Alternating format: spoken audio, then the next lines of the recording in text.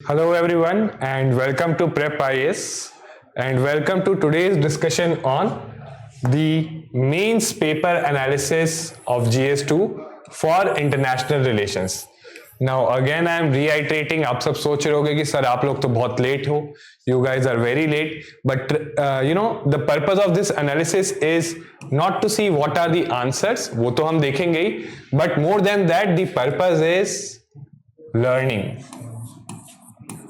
Okay हम सीखेंगे कि अगले साल आईआर के सेक्शन को पोटेंशियली कैसे डील किया जा सकता है. तो learning for 2024 right means that is important and we will also see learn some elements related to answer writing, particularly related to IR. ठीक है, तो एक बहुत नॉर्मल मिसकंसेप्शन जो स्टूडेंट्स में होता है, वो सोचते हैं कि आंसर राइटिंग स्किल है and it does not vary from subject to subject, but subject to subject आपके आंसर राइटिंग स्किल और उसके टेम्पलेट्स, जैसे हर एक सब्जेक्ट का अपना आंसर राइटिंग का टेम्पलेट होता है and ideally you should prepare those templates. ठीक है, तो आज हम थोड़ा सा इसमें आंसर राइटिंग का क्या पोटेंशियल टेम्पलेट हो सकता है वो भी सीखेंगे और डेफिनेटली क्वेश्चंस भी डिस्कस करेंगे, कहां से आए थे, क्यों आए थे, और अगर नेक्स्ट ईयर आप सिमिलर क्वेश्चन एनकाउंटर करोगे तो आप कैसे उसको अप्रोच कर सकते हो.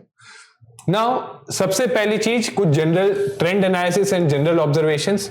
So now IR has a very steady weightage. ठीक है, 50 मार्क्स का आया था, 10 मार्क के 2 क्वेश्चन और 15 मार्क के 2 question. Right, so IR has been having a very steady weightage of 50 marks. और एक और चीज जो ऑब्जर्व की गई and I think this is the trend that is continuing from past years and all. In fact prelims में भी अगर आप देखो आईआर के questions are more or less current affairs oriented, although there have been some question जो इतना ज्यादा importance नहीं है, बट अगर मैं बात करूं कि 4 क्वेश्चंस आए थे, 4 क्वेश्चंस, सो 3 क्वेश्चंस कोई भी आउटराइटली बेसिक न्यूज़पेपर भी फॉलो कर रहा होगा, ही कुड से दैट ये 4 में से 3 क्वेश्चन करंट अफेयर ओरिएंटेड थे. Okay, and next is the nature of the question. So यहां पे थोड़ा सा जो अगेन पास्ट ईयर का ही ट्रेंड था, बट उसको फर्दर इन्होंने जो है डेप्थ में जाने की कोशिश की है कि जो चीजें आप कर रहे हो depth of understanding is required and more analysis is required. Okay, कुछ चीजों में ऑब्वियसली जैसे डायस्पोरा वाला क्वेश्चन है क्वाइट स्टैटिक, ठीक है, but still analysis and depth of understanding is required. और क्वेश्चन जैसे what is your opinion, right, तो आपका ओपिनियन बिना डीपर अंडरस्टैंडिंग के नहीं बन सकता. आप अगर यहां पे सोचते हो कि इस टाइप के क्वेश्चंस को हम सिंपली 4 पॉइंट ऊपर 4 पॉइंट नीचे, हालांकि करना वही है, बट उन पॉइंट्स को एक्सप्लेन अच्छे से करोगे तो ही अच्छे मार्क्स मिलेंगे. ठीक है, सो नाउ लेट्स डिस्कस. सो सबसे पहला क्वेश्चन है regarding virus of conflict is affecting the functioning of SCO. ठीक है, अब देखो they have given a statement virus of conflict is affecting SEO. ये क्यों दिया ऐसे स्टेटमेंट? डायरेक्टली पूछ सकते थे कि SEO के साथ क्या प्रॉब्लम्स हैं, SEO में जो कॉन्फ्लिक्ट्स हैं वो क्या कॉन्फ्लिक्ट्स है और उनको कैसे रिजॉल्व किया जा सकता है. This is being asked to test your understanding कि आपकी चीजों को कितना समझते हो. ठीक है, आपकी अंडरस्टैंडिंग टेस्ट करने के लिए पूछा जा रहा है. ठीक है, and then they ask in the light of the above statement point out the role of India in mitigating the problems. Right? तो problems की बात की जा रही है, but not all the problems, the specific problem that is the virus of conflict. Right? And that too in context of SCO. तो India क्या कर रहा है? ठीक है? That is the question. And see, this is one very basic technique that you should learn. ये एक बहुत बेसिक टेक्निक है जो आपको आंसर राइटिंग करनी है तो लर्न करनी होगी कि आप जब क्वेश्चन पढ़ते हो you break the question into parts. ये क्वेश्चन है, मैंने I have broke it into, अगर जो ये हाईलाइटेड है 3 parts, virus of conflict in SCO and how India can solve that problem. So question को पार्ट्स में ब्रेक करो and try to see some link between the parts. ठीक है, now let's see इसका पोटेंशियली आंसर क्या हो सकता था, but even before that let's see इस क्वेश्चन से हम क्या सीखते हैं, what do we learn from this question. So सबसे पहले सिलेबस में ये आपके है bilateral and regional and global grouping, right. So this grouping is what, SCO. ठीक है, SCO grouping है, it's a regional grouping, it's a important regional grouping. ठीक है, and it involves India, SCO involve करता है इंडिया को। Now यहां पे ये चीज आपको सीखनी है कि they could be affecting India's interest also. So ऐसा ग्रुपिंग जिसमें इंडिया पार्ट नहीं है but it could affect India's interest as well. तो ऐसे ग्रुपिंग्स भी जो भी न्यूज में होते हैं, करंट अफेयर्स में होते हैं, उनको आपको करना है। अदरवाइज देखो बहुत सारे ग्रुपिंग्स है, बट जो न्यूज या करंट अफेयर्स में ऐसे ग्रुपिंग जो इंडिया को इन्वॉल्व करते हैं या अफेक्ट करते हैं, you have to do them well. ये क्यों क्वेश्चन आया, और देखो मैंने क्यों बोला न्यूज में ही, क्योंकि देखो जितने भी क्वेश्चन अगर आप पास्ट के भी देखोगे, चाहे I2U2 हो, चाहे ये बिम्स्टेक वाला क्वेश्चन हो, या फिर अगेन ये एससीओ का जब आया था एट दैट टाइम, ऑकस है, क्वाड है, ये सारे इंपॉर्टेंट ग्रुपिंग्स थे जो न्यूज में थे। They all of them were in news and they involved India और इंपैक्टेड इंडिया। तो ऐसे ही randomly at least for this topic of IR का ये टॉपिक है, इसमें यूपीएससी रैंडमली क्वेश्चन नहीं पूछता। करंट अफेयर्स को बहुत रिगुलसली फॉलो करना है इस टॉपिक के लिए, और जो भी न्यूज में इंपॉर्टेंट ग्रुपिंग है, चाहे वो इंडिया को इन्वॉल्व करता है तो वो तो पढ़ना ही है, but even if it does not involve India but affects India's interest, उसको आपको कवर करना है। इस कॉन्टेक्स्ट में it was in news because India had the chairmanship of SCO summit, right, of the council of state. So ये virtually I think 4 जुलाई को it was held, 4 जुलाई 2023, ठीक है, and definitely it is a significant regional grouping that impacts India, ठीक है। तो इसलिए ये question आया था। तो यही लर्न करना है आपको। क्या लर्न करना है इस क्वेश्चन से, कि जब भी इस टॉपिक को आपको प्रिपेयर करना हो, प्रीलिम्स के बाद आप बैठो, सारा करंट अफेयर्स लो, और कोई बायलेटरल, रीजनल या ग्लोबल ग्रुपिंग दिखे जिसमें इंडिया इन्वॉल्व है या जो इंडिया को इंपैक्ट कर रहा है, जो मेजर है, न्यूज में है, so please make a note on it, ठीक है। उस ग्रुपिंग के ऊपर अच्छा नोट बनाओ, उसको थोड़ा सा डीप में पढ़ो, ठीक है। इस क्वेश्चन को विदाउट स्टडिंग इन डेप्थ आप नहीं आंसर कर पाते इतने अच्छे से, ठीक है। डेप्थ में पढ़े बिना इसको आंसर नहीं कर पाते। सो इंट्रोडक्शन में आप एससीओ के बारे में बताओगे that it is a political security grouping, okay, security economic cooperation grouping, and current context बताओगे that India had chaired the SCO summit, 22nd SCO summit of the council of heads of the state, okay. फिर आप explain करोगे कि what is the virus of conflict, और उसको highlight भी करोगे with examples, ठीक है। Explain and highlight with examples, ठीक है। So conflict between states, so external और इंटरनल भी हो सकता है, ठीक है, राइट। सो एक्सटर्नल में इंडिया चाइना, इंडिया पाकिस्तान, ठीक है, ये आप सबको पता है। सो इसको जब आप लिखोगे तो देखो, now here is one innovation you can do, you can make a table. क्या इनोवेशन कर सकते हो, you can make a table and say conflict between states in SCO, right. क्या कॉन्फ्लिक्ट्स हैं, अब देखो याद रखना, ये क्या है, 10 मार्क का, तो आप बहुत सारा लिख नहीं सकते हो, आप 150 वर्ड्स। अब लिखो इंडिया एंड पाकिस्तान, राइट। क्या कॉन्फ्लिक्ट है, there is conflict on terrorism, ठीक है, मेन चीज टेररिज्म, राइट, प्लस बॉर्डर पे हमारा कॉन्फ्लिक्ट चलता रहता है, line of actual control. India and China, again border stand off, border conflict है, ठीक है, बॉर्डर कॉन्फ्लिक्ट है, okay. Then central Asian members के बीच में, सो कॉन्फ्लिक्ट अमंग, सी ये वाला जो पॉइंट है ये आप इलैबोरेट क्यों नहीं करोगे, why you won't be elaborating the dispute among center, क्योंकि ये 10 मार्क का क्वेश्चन है। Had it been 15 mark question तो शायद से इसको आप थोड़ा इलैबोरेट करते। तो कॉन्फ्लिक्ट बिटवीन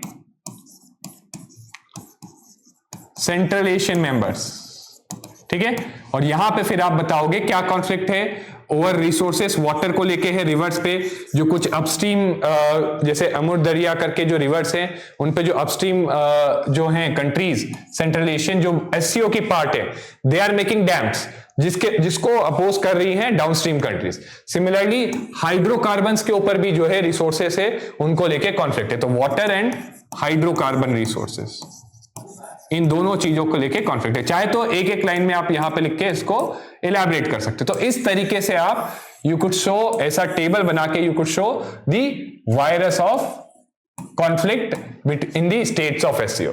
नाउ देखो, क्योंकि मेन पार्ट ऑफ क्वेश्चन ये नहीं है, this is not the main part, ठीक है, ये मेन पार्ट नहीं है, मेन पार्ट है ये, ठीक है। तो ऐसा नहीं होना चाहिए कि आपका जो मेजर कंटेंट है 150 वर्ड में से 80-90 वर्ड्स ये हो गया।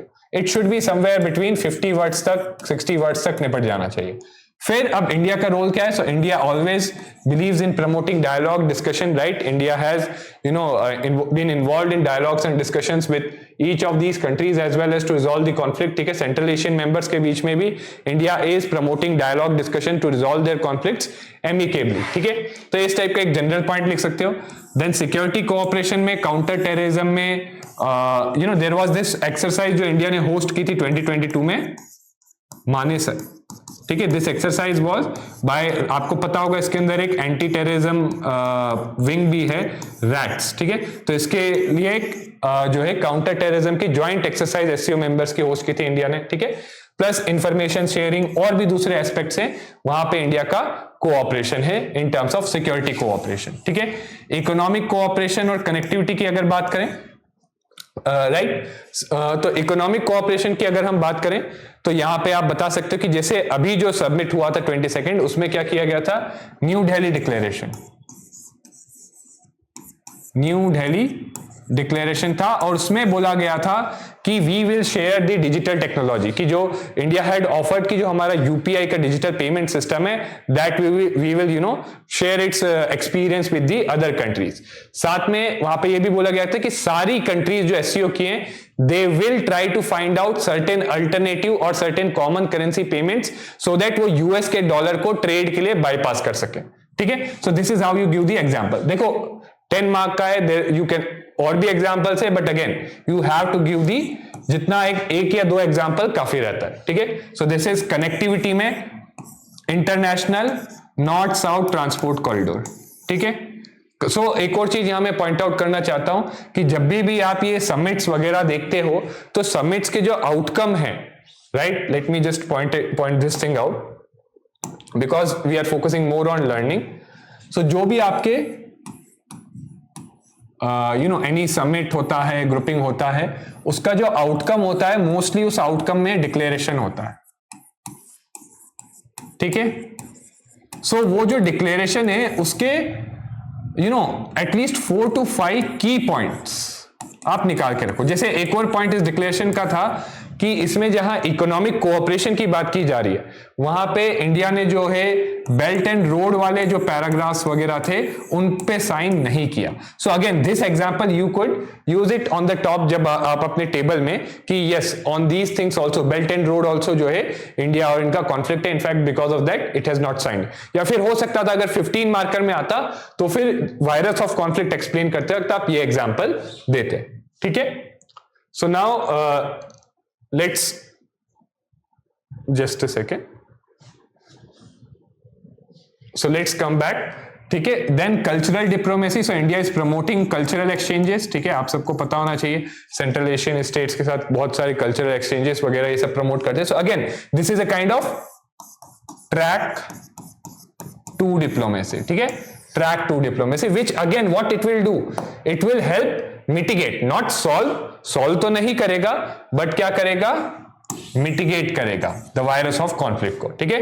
And lastly India always have stood fast to the international norms. जो न्यू दिल्ली डिक्लेरेशन था उसमें सबने ज्वाइंटली कहा है कि नॉन यूएन सैंक्शंस जैसे यूएस वगैरह ये सब कर रहे हैं, they are not adhering to international norms and they have said that are not as per the international norms, ठीक है। तो उसको सबने क्रिटिसाइज किया है jointly in New Delhi declaration, okay. Then next thing is conclusion, ठीक है।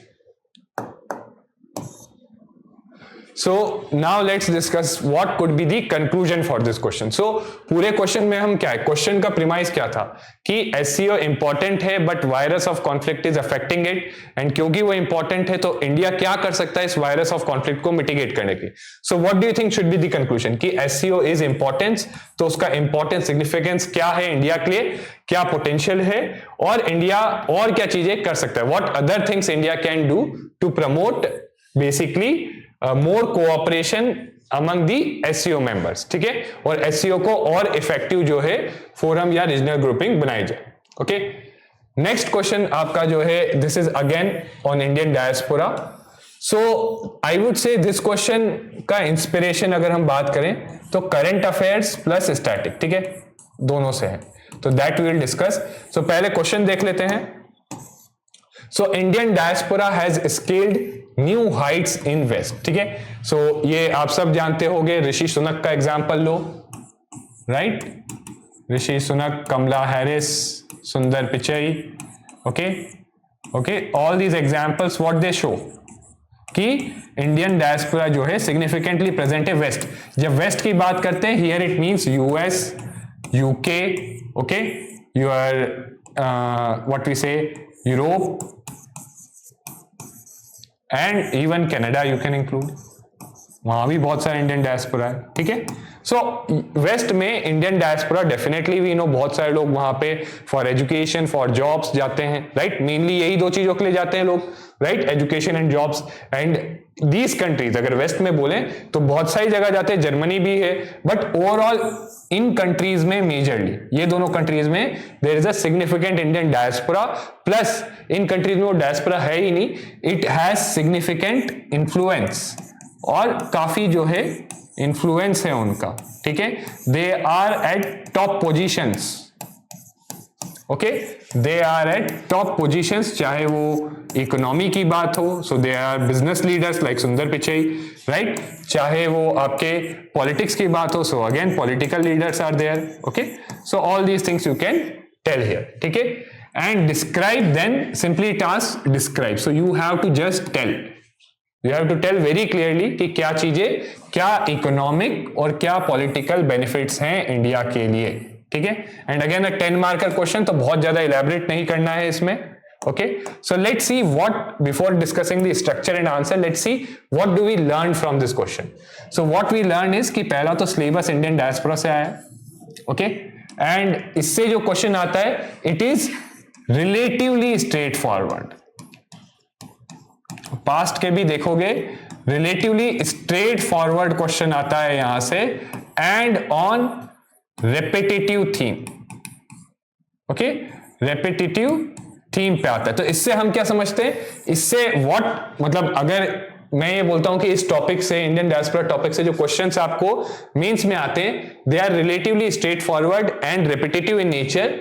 So what it signifies is, it signifies that आपको इस टॉपिक के ऊपर गुड क्वालिटी नोट्स होने चाहिए, जो कॉम्प्रिहेंसिव भी हो और क्वालिटी भी हो उसमें, ठीक है। क्योंकि इन नोट्स को सिंपली अगर ऐसे नोट्स बना लिए, ऐसे नोट्स बना के उनको रिवाइज कर लिया, so you are surely be able to attempt this question, such questions in good manner, okay. So PYQs अगर आप देखोगे, so you will realize why I said the repetitive thing. So Indian diaspora has a decisive role to play in politics and economy of America and European countries. So again about diaspora in the West, ठीक है? And again what role they play? This role that they play. So ये जो role वो West में play करते हैं, चाहे economy हो पॉलिटी में हो, definitely it has some benefits for India. इसके जो है इंडिया के लिए बेनिफिट्स है, and then it has important role to play in south east Asian countries and economy. तो आपसे साउथ ईस्ट एशिया का पूछ लिया, अमेरिका का पूछ लिया, कभी वेस्ट एशिया का पूछ लेंगे, और ये पूछेंगे कि डायस्पोरा या तो वहां पे क्या रोल प्ले करता है, या फिर वहां के डायस्पोरा का इंडिया को बेनिफिट क्या है, या जनरल भी पूछ सकते हैं, ठीक है। So that's why I told you कि this has a repetitive theme and appraise the role, ठीक है। So you have to also see कि वो रोल कितना इफेक्टिवली प्ले करे और इंडिया को क्या बेनिफिट मिल रहा है। So now let's discuss this question. So again brief introduction about Indian diaspora. आप बताओगे that you know in West US UK these countries have major diaspora. They are in mainly in form of NRIs and PIOs, and they mainly go there for what purpose? For education, right? For they go there for jobs, right? Education and jobs. तो ये briefly description हो जाएगा। अगर कोई fact है आपके पास which you should have, given the fact कि आपको पता है repetitive है, so if you have some fact that would make your introduction even better, ठीक है। फिर बॉडी में क्या होगा कि आप illustrate करोगे, राइट आप बताओगे, डिस्क्राइब करोगे एग्जांपल्स के साथ कि कैसे दे हैव स्केल्ड न्यू हाइट्स। तो यहाँ पे वो सारे एग्जांपल जो ऋषि सुनक के, राइट, कमला हैरिस हो गई, okay, I think recently there is one presidential candidate also, Vivek Ramamurthy Ramaswamy, I think, who is contesting for Republican candidate in US, okay. So ये सारे एग्जांपल देके आप बताओगे कि how they have scaled new heights in west, ठीक है। And then you will describe the economic benefits which you all know, और आप जानते हो remittances, significant chunk $83 billion of remittances, trade and investment. America से जो एनआरआईज हैं वो बहुत सारा पैसा इंडिया में लाते हैं in form of FCNRB deposits, ठीक है। In fact India attracts that, so investment in form of FDI, so foreign investment काफी कुछ जो है ये आपके जो एनआरआईज हैं यूएस में, right, they are investing in India, so this is the one of the major ones, ठीक है। Technology and knowledge transfer, that is also happening through diaspora, so जो भी सी हम लोग एक बात करते थे ब्रेन ड्रेन की, but now it is brain grain. यहां से वो सीख के गए, वहां पे जॉब्स वगैरह किया, now they are coming back in India, starting their ventures, coming back in India and starting their ventures, okay. So that you can say. So these are some economic benefits. Again, और भी चीजें आप लिख सकते हो, but given the fact कि 10 mark का है, जो मेजर वंस है उनको डिस्क्राइब करना है आपको, so focus on the major ones. फिर political benefit, so soft power, right? किसी भी कंट्री में अगर हमारा diaspora, it builds our soft power there for diplomacy, ठीक है। एक सर्टेन इन्फ्लुएंस रहता है हमारा वहां पे through our diaspora. Then lobbying for Indian interest, so there are groups in US who are, you know, अगर इंडिया के अगेंस्ट कुछ होगा, if Indian diaspora is there, so they would definitely try to lobby, try to influence the policy making there, ठीक है। and then definitely this helps in track to or informal diplomacy as well, in form of cultural influences and exchanges, cultural influence and exchanges के through ये track two diplomacy में help करता है, ठीक है। So these are main political benefits, ठीक है। सो कंक्लूजन क्या होगा, that Indian diaspora is growing, is not only growing in terms of numbers but is also growing in terms of influence, is also scaling new heights in every sphere, whether it be politics, social, or other spheres of other countries, right, and particularly west, okay। so ये आप बता दोगे potential, and then you say therefore we should engage with them, we should engage with them meaningfully, we should give them opportunities to come and invest in India, and in fact आप conclude ये भी कर सकते हो, government also realizes this, और इसीलिए government का बहुत ज्यादा focus है diaspora को engage करने में through like प्रवासी भारतीय दिवस वगैरह, इसके through आप conclude कर सकते हो। so this is how you would have handled this question. Now let's come on to the next question. so अगला question आपका है the expansion and strengthening of NATO and a stronger US-Europe strategic partnership, दो चीजें, ये one जो आपका NATO expand और strengthen हो रहा है, और इसका एग्जांपल है कि रीसेंट, सबसे रीसेंट जो 2023 में फिनलैंड का inclusion, okay, inclusion of Finland, ठीक है। फिनलैंड को इंक्लूड किया गया है नेटो में, राइट। इवन यूक्रेन खुद भी सोच रहा था कि टू ज्वाइन द नेटो, ठीक है। So inclusion of Finland, okay, and stronger Europe strategic partnership, okay. So works well in India, it should be works well for India, ठीक है। वर्क्स वेल फॉर इंडिया मतलब ये India के advantage में है, ठीक है। Now what the question is asking is, ये नहीं कि क्या एडवांटेज है, but it is asking what is your opinion. और यहीं पे मैं बोल रहा था कि ऐसी चीजों पे, ऐसे इश्यूज पे यू रिक्वायर, आप अपना opinion without understanding this thing in depth आप नहीं दे पाओगे। सो डेप्थ ऑफ अंडरस्टैंडिंग आपकी चाहिए, तभी आप जब किसी चीज को अच्छे से पढ़ के समझोगे, तभी आप इस टाइप के क्वेश्चंस आंसर कर पाओगे। और अभी हम डिस्कस भी करेंगे कि ये क्वेश्चन कहां से आया, क्यों आया, ठीक है। हालांकि आप समझ गए होंगे फिनलैंड का एक जो रशिया और यूक्रेन का वॉर चल रहा है, इनफैक्ट इसका एक कारण भी यही था कि रशिया वाज वेरी स्केप्टिकल कि जो है US is trying to curtail it and create a circle around it by expanding the NATO, right? So Russia का क्या पॉइंट ऑफ व्यू है कि Russia wants a buffer around it. So जो भी previous USSR के जो भी countries जो यूएसएसआर की मेंबर्स थी, रशिया उसमें पपेट रेजिम्स इंस्टॉल कर रहा है, and US is sceptical about this. So US क्या कर रहा है कि US is trying to get them into the NATO, and so that Russia के अराउंड एक जो है बफर क्रिएट हो जाए, और यूरोप भी ये करना चाहता है सो दैट अगर कुछ भी कॉन्फ्लिक्ट होगा so that would be in these buffer countries, ठीक है। यूरोप में डायरेक्ट कॉन्फ्लिक्ट नहीं होगा, बट वो इन बफर कंट्रीज में कॉन्फ्लिक्ट होगा, ठीक है। So it is because of this. So again this is what we call a contemporary issue in mains, ठीक है, इन करंट अफेयर्स, ठीक है। ये इशू 1 साल से नहीं, ये इशू 2-3 साल से चल रहा है, ठीक है।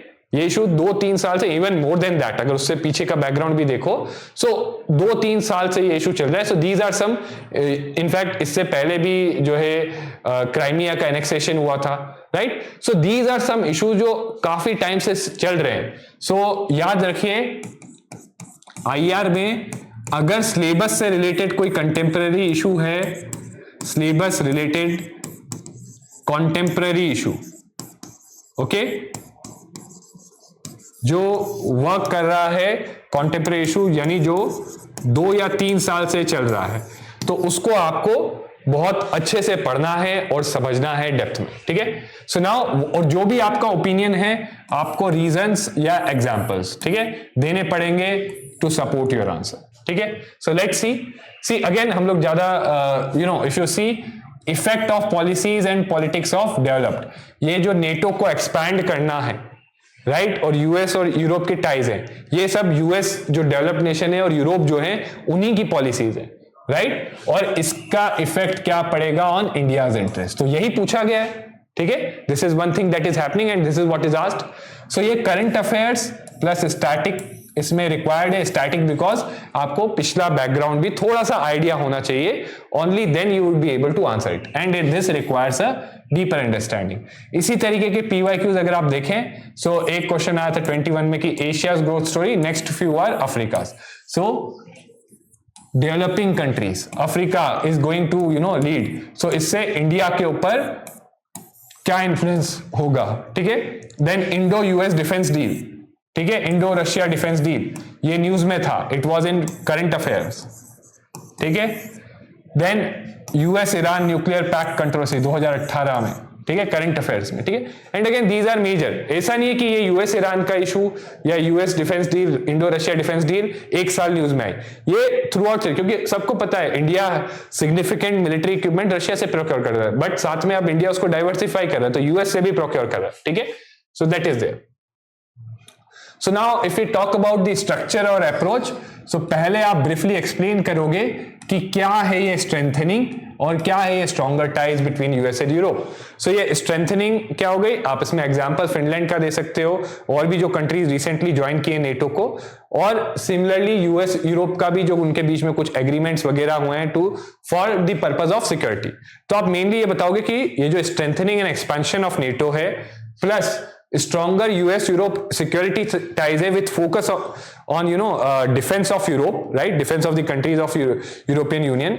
So इसका मेन चीज क्या है, मेन पर्पस क्या है, mainly they are directed to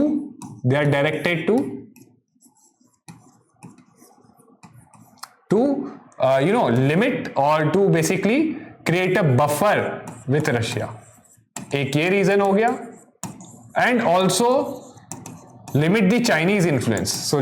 So China is now an emerging power. Now US doesn't want another challenge to its, another one coming challenging. So limit China's influence. ठीक है? China's influence, and obviously आप सबने ये भी देखा होगा सीनो Russia access की भी बात होती है.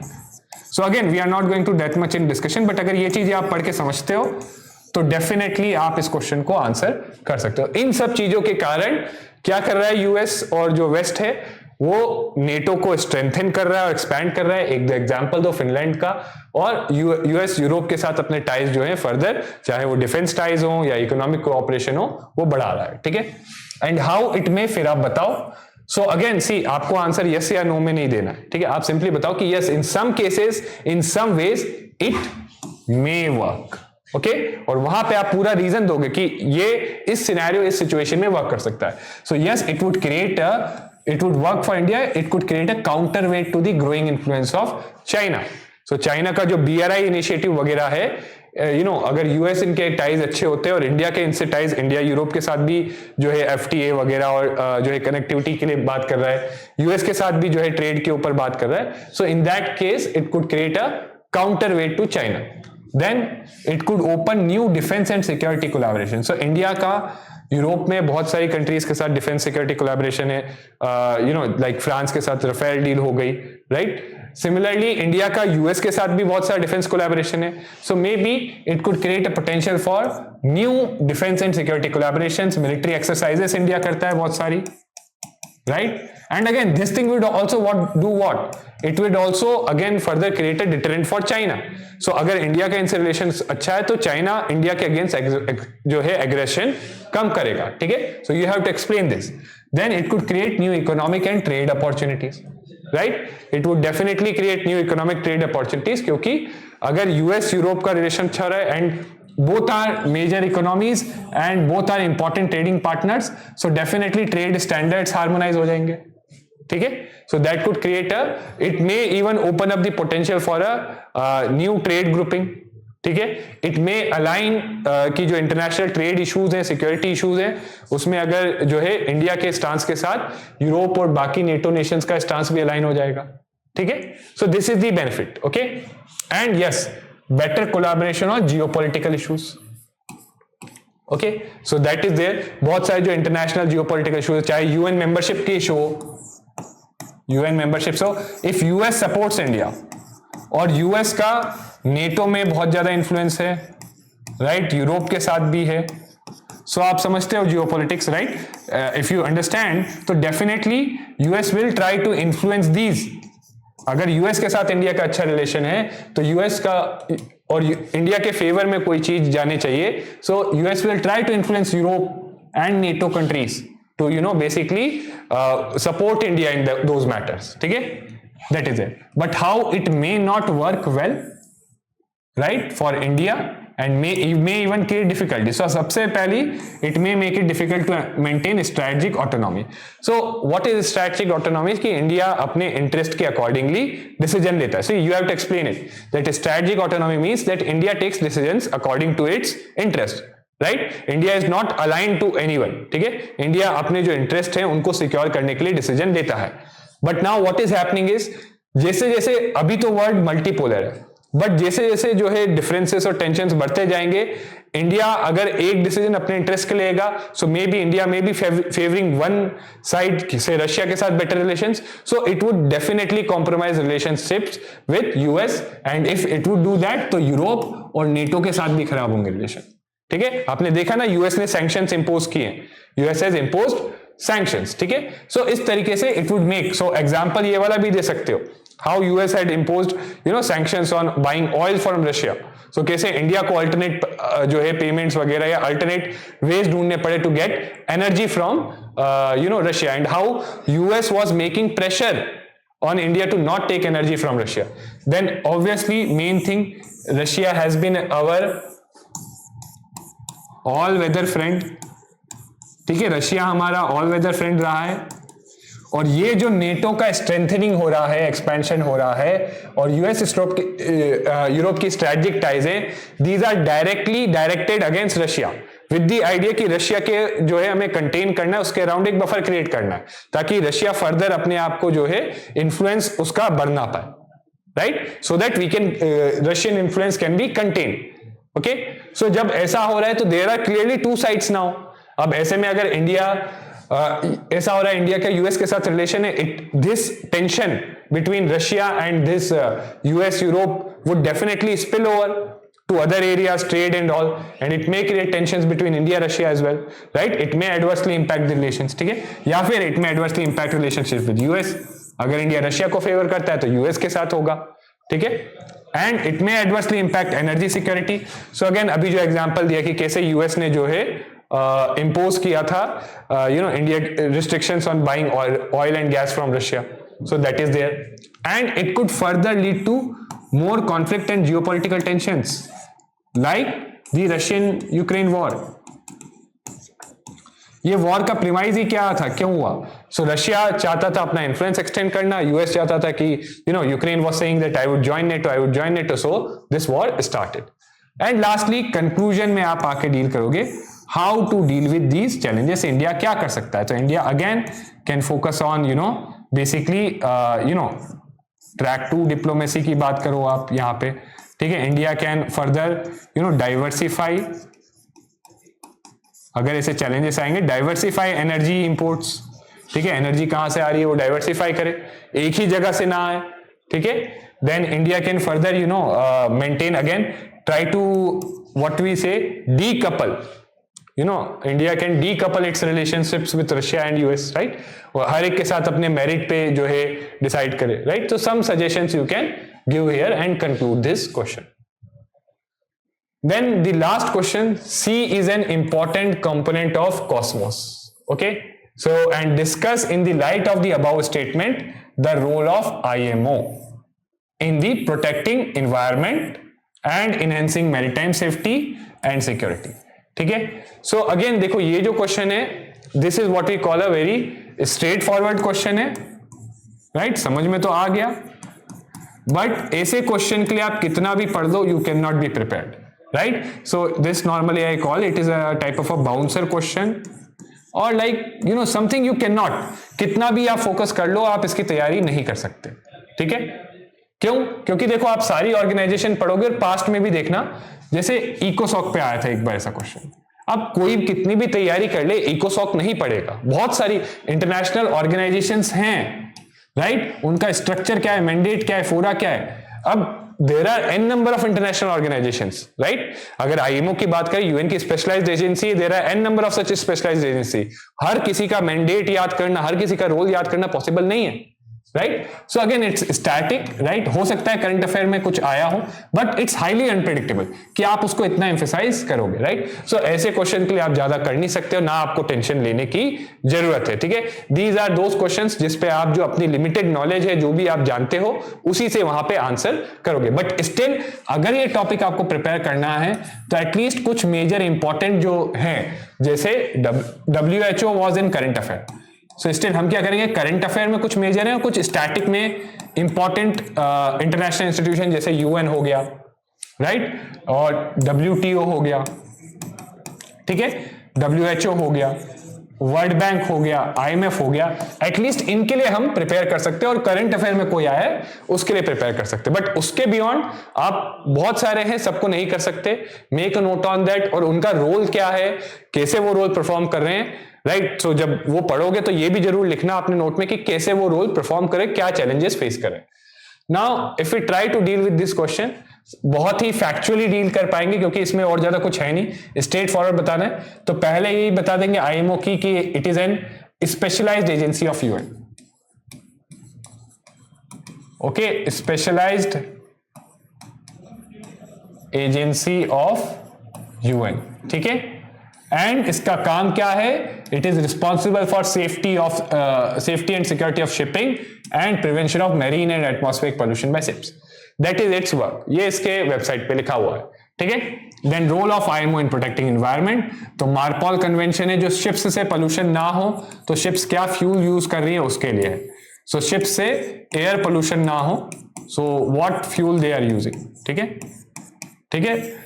और मार्पॉल में ही मरीन पोल्यूशन को लेके भी चीजें हैं, बैलेस्ट वाटर मैनेजमेंट कन्वेंशन है, जो बैलेस्ट वाटर शिप्स यूज करती है वो एक जगह से दूसरे जगह, तो कैसे उसको मैनेज करना है प्रॉपर्ली, क्योंकि it could also at times pollute other places, और it could even basically what do, it could introduce invasive species.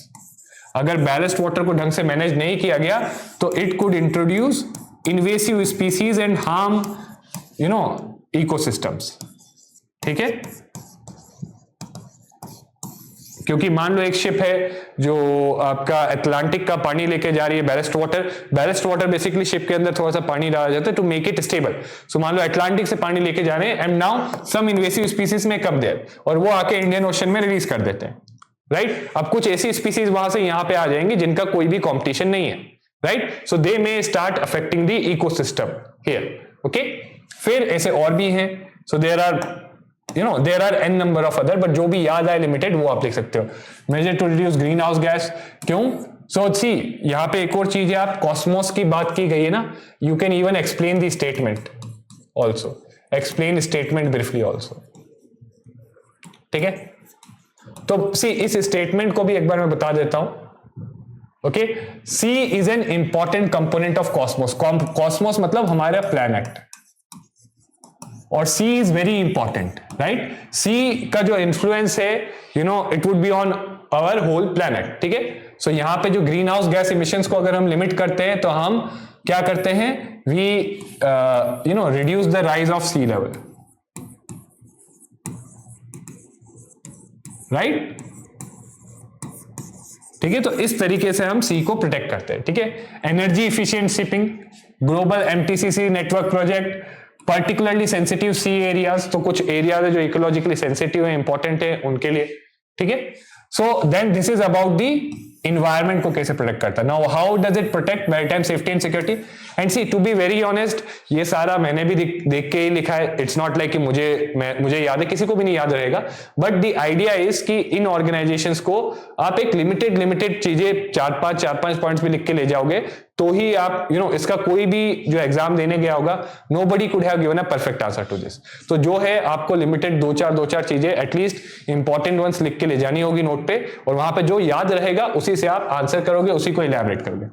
So SOLAS convention, so safety of life at sea, right. STCW convention, IMO international convention on maritime search and rescue, UN clause के implementation में help करता है ये.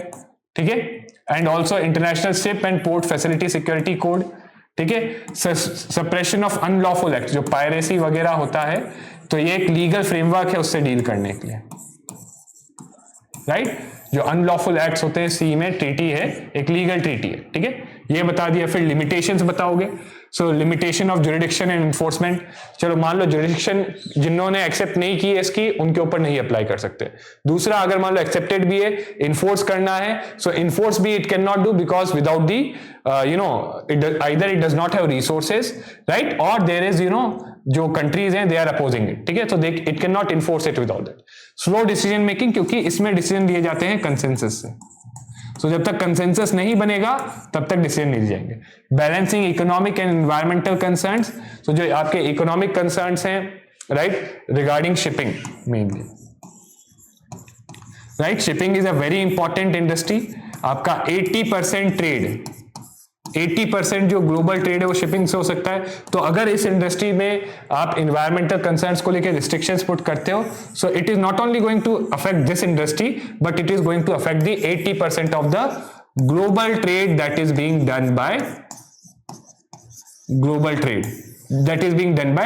through maritime routes, and this may in turn adversely impact the global economy. ठीक है. It may adversely impact the global economy. ठीक है. Then there are new emerging threats like cyber attacks cyber attacks and all on the what we say, your maritime infrastructure. Then resource constraint we discussed, and geopolitical tension. So whenever geopolitical tension in case of South China Sea, तो वहां पे जो south China का सी में जो claim है, because of such geopolitical tensions, because China has its vessels patrolling there, जो IMO है वहां पे इसकी जुरिस्डिक्शन लिमिटेड हो जाती है. It can not do much there.